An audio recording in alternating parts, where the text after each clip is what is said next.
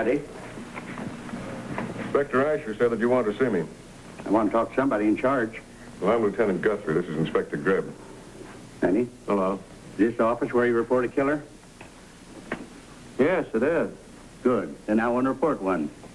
You mean you think you know someone who committed a murder? I don't think, mister. I'm sure of it. And I reckon it's my duty to report a murderer, ain't it, fellas? That's right. Who is it? My son.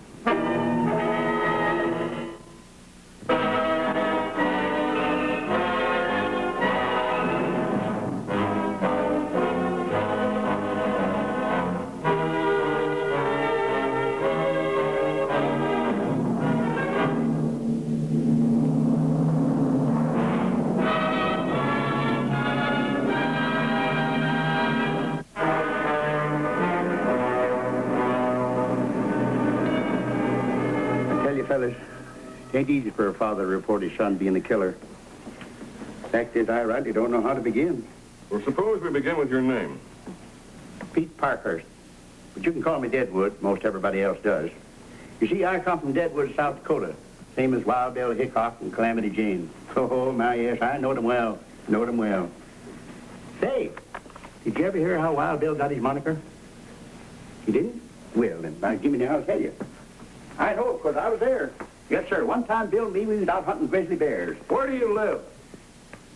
3510 Jones. You may come across a grizzly bear, the biggest one I ever seen in my life. You never saw such a bear. I'll swear that bear was 27 feet tall. Where do you work?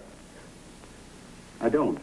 You know what we did? We emptied those guns, they big buffalo guns we had, right at this bear while he was charging. And he kept a-coming and a-coming. You think it stopped him? No, sir. We hit him right here, too. Well, sir, he kept charging, and there was only one thing to do, and Wild Bill Hickok, he did it. When did you work last? A few years back. Wild Bill grabbed that bear. Yes, sir, he grabbed him around the neck, gives him with a coming to him, and they started to wrestle. And they wrestled around and around and around and around. Never saw such a wrestling match in my life. And by Jiminy, finally, Wild Bill, he got a stranglehold on that there bear, grabbed him around the neck, and he pulled it down so Dad burned hard, he knocked the wind right out of him. You don't believe it? Well, it's a fact. That's how Wild Bill got his name. I know, because I was there. I saw the whole thing. Deadwood, what makes you so sure your son's a murderer? Because he killed somebody. Where? Back in Helena, Montana. How do you know? Told me. When? Do you fellas believe in thinking things to happen? Thinking things to happen? Yeah. This all happened because I thought it. You see, I live alone. Got a little room in an old hotel. What did you think? I'm coming to that.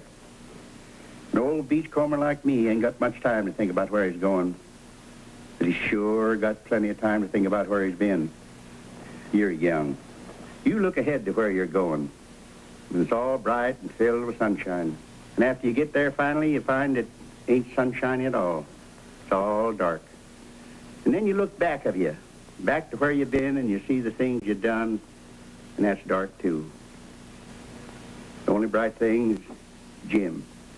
And Jim, your son? Yeah. Haven't seen him for years. Well, where is your son now? Got to thinking about him last week. Must have thought pretty hard because one night he showed up. Said he came all the way from Helena. I thought it to happen, you see. Well, what about the killing in Helena?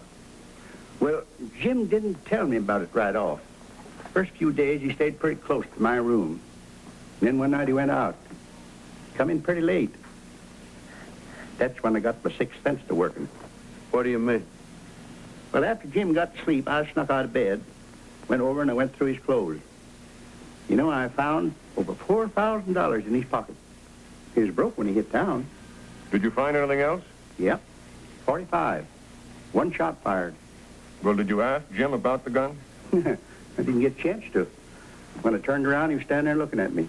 And he was right mad, too. They slugged me. I ain't seen him since. What does your son look like, Deadwood?